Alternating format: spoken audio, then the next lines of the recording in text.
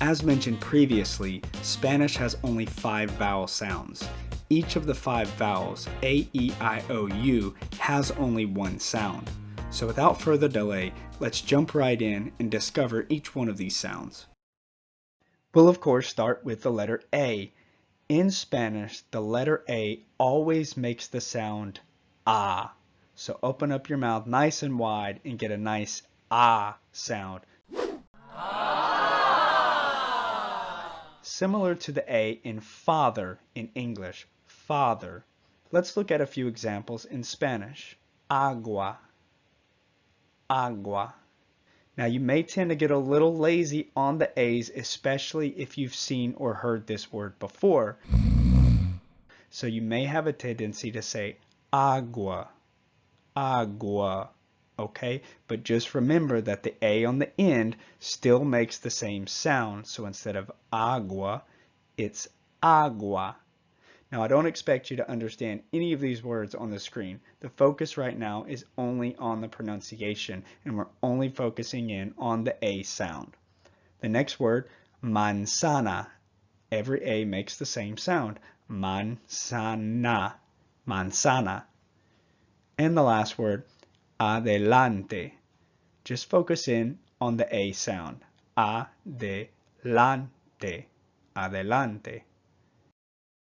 Next we have the letter E. In Spanish, the letter E always makes the sound e, e. Perhaps very similar to the English word egg, egg. Let's look at a couple of examples in Spanish. First we have elefante. In this word we have the letter E, but also the letter A, which we have already learned. So we have elefante, elefante. Again, it doesn't matter if you don't understand what these words mean at this current point in time. The focus is only on pronouncing the words.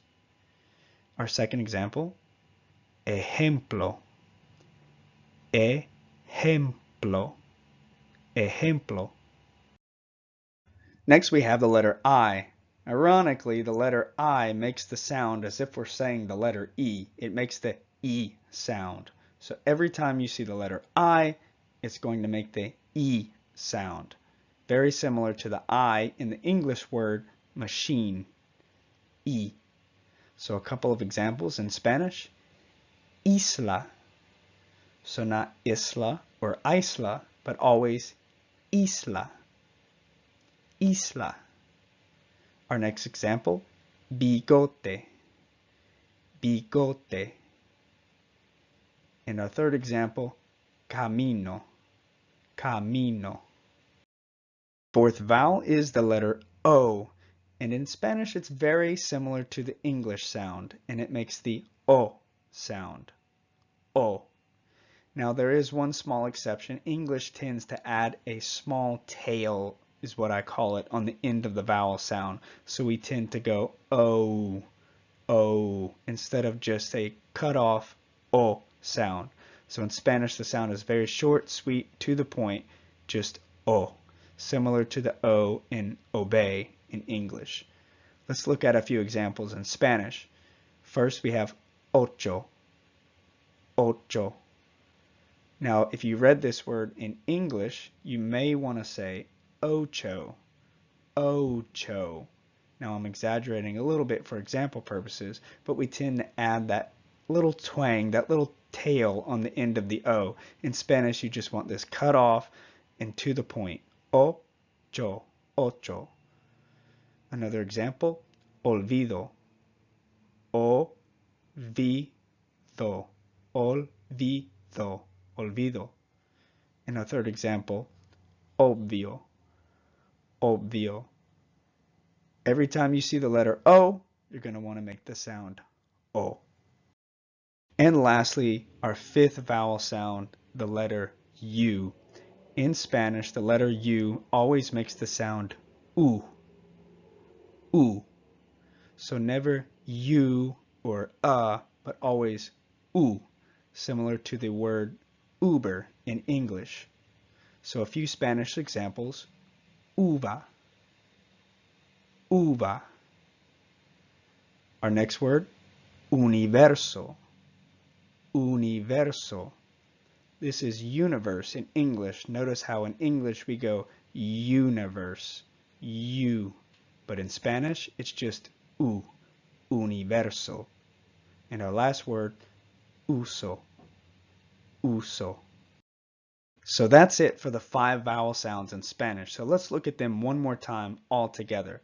So we have A, E, I, O, and U, and those make the sounds A, E, I, O, U.